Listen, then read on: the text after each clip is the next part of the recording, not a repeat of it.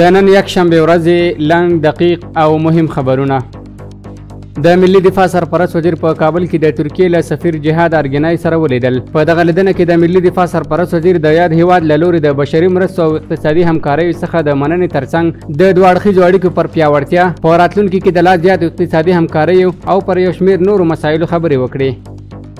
د بهرنیو اسعارو پر وړاندې د افغاني ارزښت په بېساري توګه لوړ شوی. د کابل سرای شهزاده مسؤلین وایي چې د افغانستان بانک له لوري د منظمې پالیسۍ تطبیق، د ډالرو لیلامول او د ډبرو سکرو د ګمرکي تعرفې کمول د افغانۍ د ارزښت لوړېدو لاملونه دي.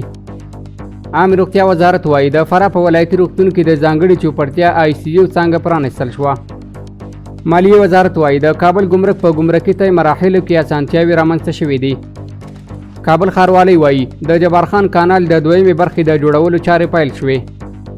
د اطلاعات او فرهنګ وزارت د فرهنګ او هنر معین مولوي عتیق الله عزیزي د هرات جامع جومات له بېلابېلو برخو څخه لیدنه وکړه. په دغه لیدنه کې د یاد ولایت د اطلاعات او کلتور رئیس د دغه جومات د پارک او یو شمېر نورو برخو د بیارغونې غوښتنه کړې ده.